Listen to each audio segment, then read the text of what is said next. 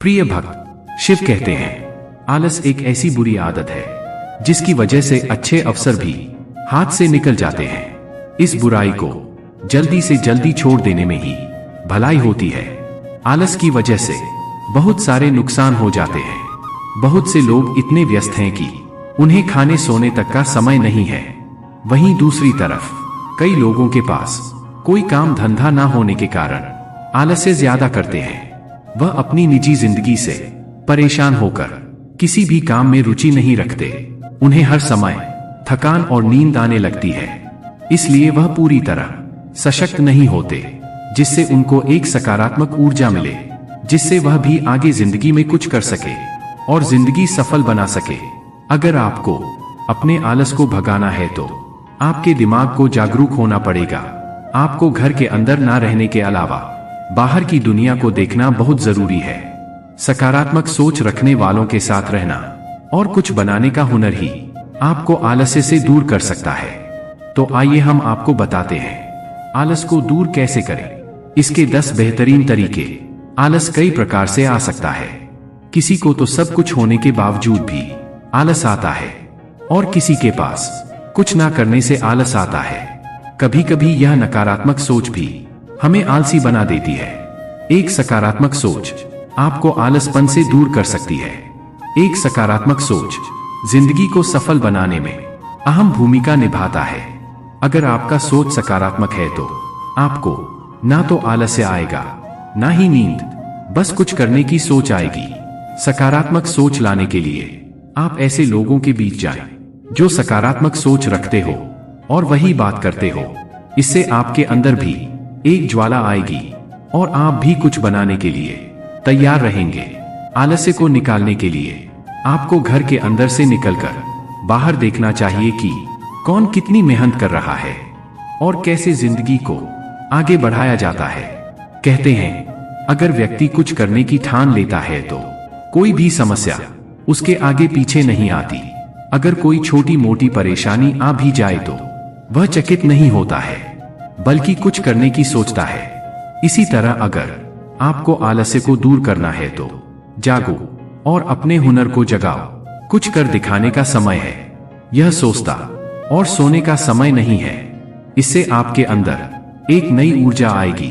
कोई भी व्यक्ति आलस्य से इसलिए भरा रहता है क्योंकि उसे मोटिवेशन की कमी होती है। आपको खुद प्रेरित होना पड़ेगा। इससे आपका दिल भी कुछ करने का सोचेगा और आपको एक जुनून मिल जाएगा कि जो कुछ मैं कर सकता हूं। आप अपने काम को बढ़ावा देने या अपने लक्ष्य को प्राप्त करने के महत्व के बारे में पुष्टि और सोच के माध्यम से अपनी प्रेरणा को मजबूत कर सकते हैं। यह सबको पता है कि समय हमारे लिए कितना कीमती है। एक समय में आदमी क्या से क्या कर सकता है, जो कि हम इस आलस वन के वास्ते करते जाते हैं।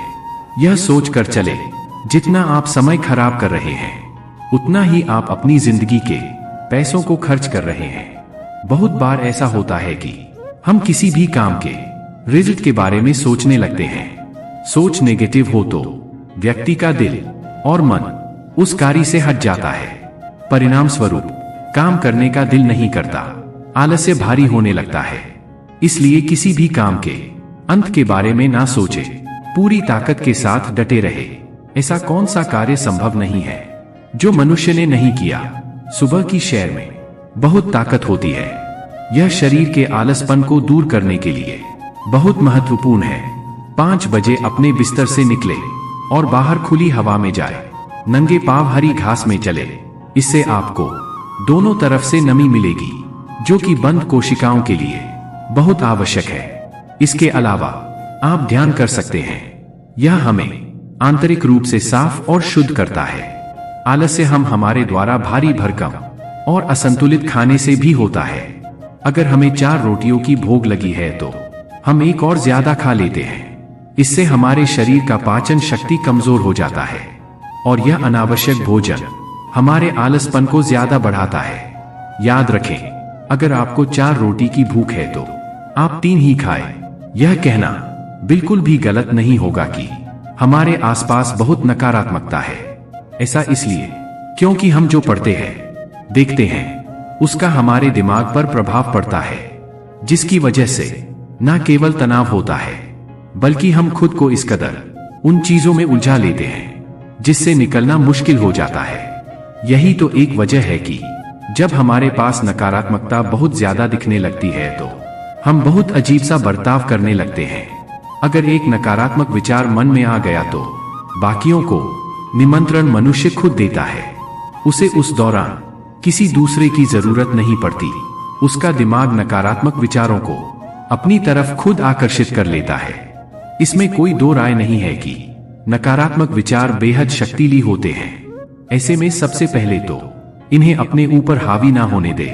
हम मानते हैं कि आप जब कुछ अच्छा करना चाहेंगे तो आपका मन उसे करने में टाल मटोल करेगा, लेकिन इसके बाद भी उस पक्ष के पहलू को देखें और समझने की कोशिश करें कि क्या सही है, क्या गलत। नकारात्मक विचारों के साथ जीवन जीना बेहद मुश्किल होता है। अगर मन में लंबे समय तक नकारात्मक विचार बने रहे तो इसका न केवल सेहत पर बुरा असर पड़ता है बल्कि दूसरों से जलन की भावना भी पैदा हो जाती है। ऐसे में जरूरी है कि नकारात्मक लोगों से दूर रहा जाए, तभी आप आलसपन से बाहर निकल पाएंगे। एक समय की बात है, एक आलसी बालक था। वह कभी भी अपना कार्य नहीं करता था। वह हमेशा विद्यालय नहीं जाता और अपनी कक्षा का कार्य भी सही प्रकार से नहीं करता था। एक दिन उसने सोचा कि आज मैं विद्यालय नहीं जाऊंगा और मन में ख्याल आता है कि आज मैं बगीचे यानी पार्क में घूमने जाता हूं। जैसे ही वह पार्क में जाता है वहां गेंद से खेलने लगता है, क्योंकि उसने देखा कि पार्क में कोई नहीं था, एक भी प्राणी वहां नहीं था सिवाय उस बालक के। उसने एक पेड़ पर कौवे को बैठा देखा और कौवे से बोला कि यहां आकर मेरे साथ खेल खेलो। तो फिर कौवा कहता है, अरे बालक, इस समय मैं लोगों को उठाने के लिए जा रहा हूं। मेरे पास बहुत सारे काम है, छुट्टी के बाद तुमसे मिल पाऊंगा। फिर क्या वो बालक नाराज हो जाता है और बगीचे में कबूतर को देखता है। कबूतर से कहता है, अरे मित्र, आओ मेरे साथ खेल खेलो। कबूतर कहता है, आज मैं भोजन इकट्ठा करने के लिए खेत में जा रहा हूं, मेरे पास तुम्हारे साथ खेलने का समय नहीं है। बालक नाराज हो जाता है और वहीं पर एक भमरे को देखता है और भमरे से कहता है, क्या तुम प्रतिदिन यह फूलों का रस इकट्ठा करते रहते हो? आओ आज मेरे साथ थोड़ा खेल खेलो। भमरा कहता है, यदि मैं तुम्हारे साथ खेल खेलूंगा तो फिर मैं फूलों से शहद कैसे इकट्ठा कर पाऊंगा? तुम मुझे माफ करो, मैं तुम्हारे साथ नहीं खेल सकता। फिर उसे एक चींटी दिखाई देती है और चींटी उसके भाग्य को खोल देती है और चींटी उसको ये संदेश देती है कि हमें आलस्य बनकर नहीं बैठना चाहिए। वह बालक अपने मन में विचार करता है कि संसार में चाहे पतंग हो, जीव जंतु हो या मानव हो, सभी अपने कार्य में व्यस्त रहते हैं। कोई भी आलसी नहीं है, तो फिर मैं किस लिए आलस करता हूं? और प्रण करता हूं कि आज के बाद मैं भी आलसी बनकर नहीं बैठूंगा। उसी दिन से वह विद्यालय जाना शुरू करता है और मन लगाकर पढ़ाई करता है, जिससे वह विद्वान बन जाता है। इस कहानी से हमें क्या सीख मिलती है? मनुष्य का सबसे बड़ा शत्रु आलस होता है। वह उसके शरीर में रहकर उसके शरीर को इतना कमजोर कर देता है, वह कभी मेहनत नहीं कर पाता, परिश्रम नहीं कर पाता, उसकी इच्छा काम करने की नहीं होती, एकदम से अंदर से खोखला हो जाता है। इसलिए इस आलसी रूपी शत्रु को हमें अपने शरीर के मन से और आत्मा से हमेशा के लिए निकाल फेंकना चाहिए। हमें कभी भी अपने आप को खाली नहीं समझना चाहिए।